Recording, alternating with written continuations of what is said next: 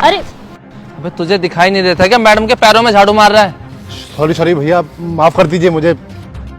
Sir नमस्ते। नमस्ते madam. अरे मैडम आप ये कर क्या रहे हो? आप इस सफाई वाले को नमस्ते कर रहे हो? आप ऐसा कैसे कर सकते हो? चुप रहो तुम। सर आपने मुझे पहचाना?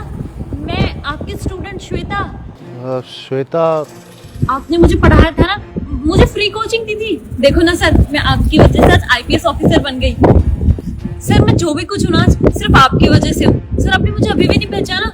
श्वेता 2020 वाला बैच। श्वेता, हाँ हाँ श्वेता, याद आ गया मुझे।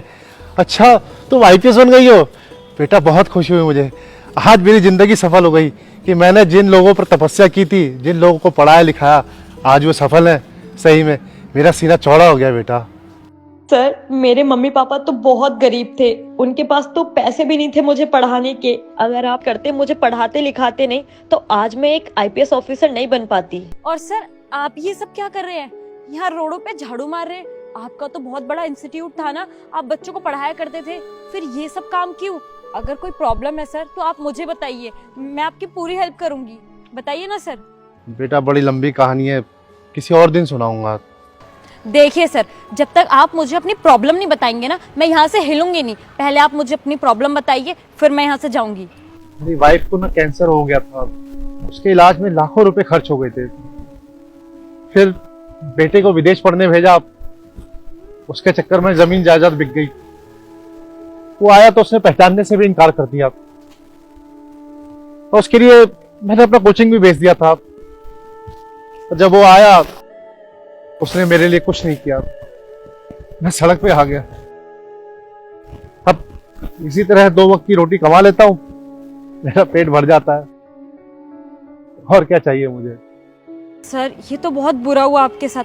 आप एक काम करो, ये सब छोड़ो और आप मेरे साथ मेरे घर चलो प्लीज सर। नहीं नहीं श्वेता, मैं अपने इस काम से खुश हूँ।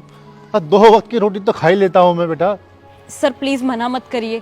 जब मैं गरीब थी, मेरे पास कुछ भी नहीं था, तब आपने मेरी मदद की, मुझे पढ़ाया लिखाया, इस काबिल बनाया कि मैं आज आईपीएस ऑफिसर हूँ।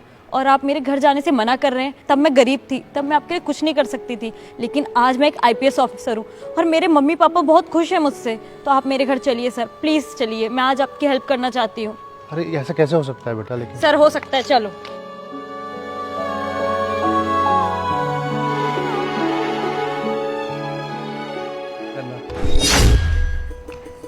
सर इस सोसाइटी में ना मेरा फ्लैट है, आप ना बस 10 मिनट यहाँ पे रुकिए।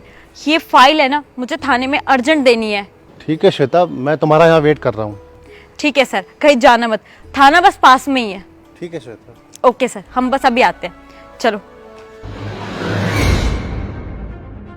अरे पापा, आप यहाँ पे क्या कर रहे हो? अरे आप मेरा पीछा छोड़ क्यों नहीं देते? मेरा पीछा करते करते हुए आप मेरी सोसाइटी के पास आ गए। अरे आप चाहते क्या हो? मैंने बोल दिया ना, मेरा आपसे कोई नाता नहीं है, ठीक है ना? आपने सारे प्रॉपर्टी और पैसे तो खत्म कर दिए, और अब अपने बेटे की कमाई देखकर ना आप अपने बेटे के पास आ रहे हो, और अब आप ये चाहते हो ना अपने बेटे की सारी कमाई खत्म कर दूं। अरे नहीं बेटा अजय, तुम्हें गलतफहमी हो रही है।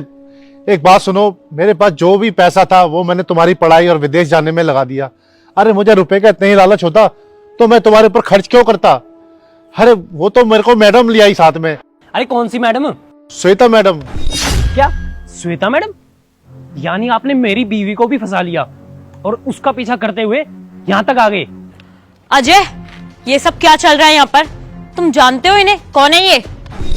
अरे यार श्वेता, क्या बताऊं, ये ना मेरे पापा है, और इन्होंने ना सारी प्रॉपर्टी और सारे पैसे खत्म करके अब मेरा पीछा कर रहे हैं और मेरी प्रॉपर्टी के पीछे पड़े हुए हैं, और मुझे लगता है ये हमारी प्रॉपर्टी बेच देंगे। क्या ये तुम्हारे पापा है और तुम इनसे ऐसा बिहेव कर रहे हो? अरे शर्म आनी चाहिए तुम्हें। तुम्हें पता है इन्होंने मेरे लिए क्या कुछ नहीं किया?